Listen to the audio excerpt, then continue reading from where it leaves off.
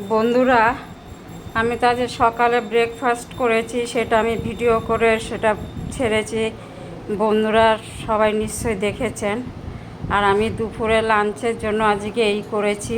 2 মাস বাদে রান্নাঘরে ঢুকেছি, তো আমি এটা বোয়াল মাছের ঝাল করেছি। এই যে দেখুন, বোয়াল মাছের ঝাল। আর এইটা করেছি আমি গুঁড়ো মাছের চচ্চড়ি, যেটাকে কাকচি মাছ বলা হয়, সেইটা চচ্চড়ি করেছি। আর এই যে দেখুন, ডাঁটা দিয়ে সর্ষা দিয়ে চচ্চড়ি করেছি।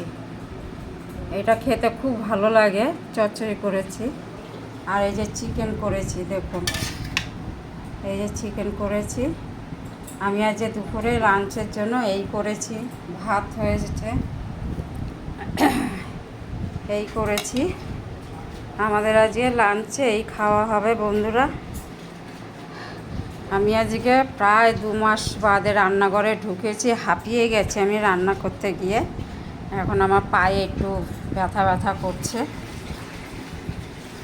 এই যে আপনাদের ভালো লাগলে পরে আপনারা কমেন্ট করে জানাবেন। এই যে দেখুন।